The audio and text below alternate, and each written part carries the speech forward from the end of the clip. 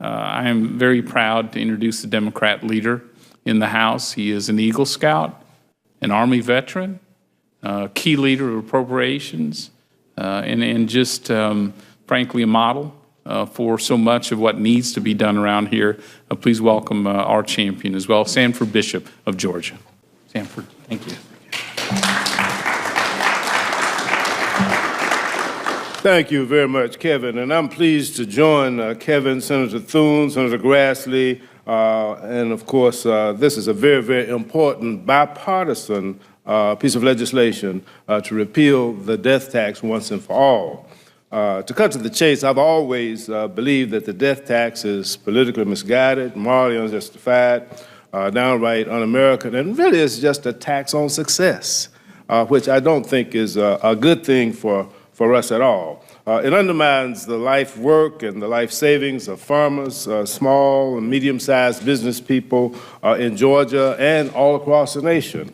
I can't stand by while Georgia farmers are forced to choose between selling much-needed land, buildings, or equipment, or completely losing a family farm that's been passed down from generation to generation, as Kevin spoke about.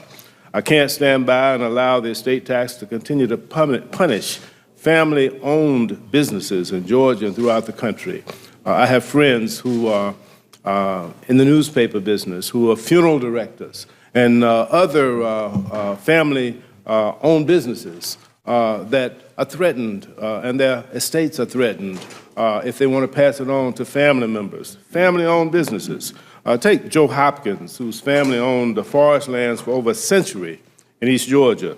He lost his grandfather, his father, and great-uncle within a year, and each time was slammed with the estate tax. His family pooled their resources together, boosted harvesting in order to maintain their property and to keep the business intact. Nevertheless, the estate tax wreaked havoc on their forest management plans, which took years, generations to grow. Take Ladon Calhoun, a farmer whose family has owned land in Miller County, Georgia, since the 1950s.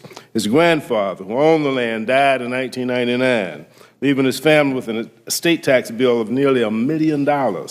It took nearly everything that this Calhoun County family had to pay the tax. Now the land is held by Ladon's uncle. He's afraid that when his uncle passes away, he'll be stuck with another estate tax bill, and he and his family will not be able to pay. So let's finally put an end to this unfair tax. Let's allow the death tax to peacefully die and stay dead so that the United States can join the rest of the industrialized world and no longer punish savings and investment and hard work. I'd now like to introduce the distinguished chairman of the Senate Judiciary Committee and former chairman of the Senate Finance Committee, Senator Chuck Grassley of Iowa. Thank you very much, Patricia, for your story and for your remarks. It's so typical of what families and family businesses all across the country are facing.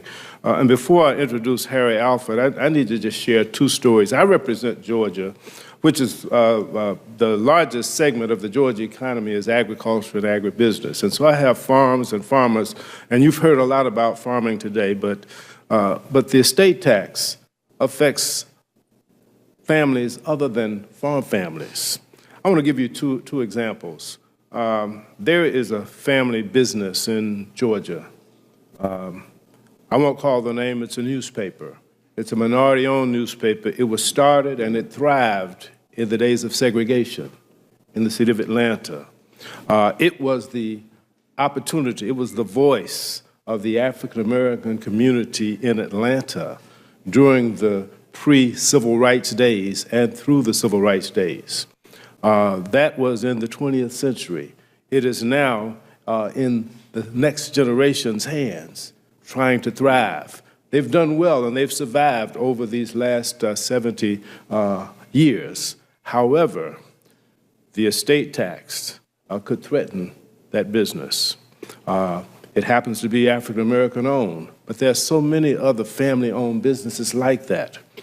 Another example, I have a constituent, graduated from college with a degree in business, went to Chicago, worked as a program director and sales at a radio station, learned the communications, the radio business, the media business, and decided that he wanted to invest. And so he found an opportunity, bought a radio station in Columbus, Georgia, was successful, was able to expand that into 2 other radio stations, ran into some problems, ended up with a reorganization, but was able to work through that. And now he owns stations in several states, and he's doing extremely well. He married his high school sweetheart. They have 3 children. One of them graduated from college with a degree in business. The second one, the daughter, graduated from college with a degree in business. And the third daughter is an attorney. The wife, my friend, and the 3 children are now operating that family business, and they have a holding company for all of the stations. This death tax will threaten that family. And it not only affects publishing, media. Traditionally in the African American community, one of the most consistently family-owned businesses is the funeral business. Family funeral homes are far across and very, very common, but the successful ones, the large ones, will exceed the value of the exemptions that currently exist for the death tax. And so this is so vitally important for small family-owned businesses. And I'd like at this time to introduce Harry Alford, who's president and CEO of the National Black Chamber of Commerce, who will say a few words about the impact of the death tax on African American businesses.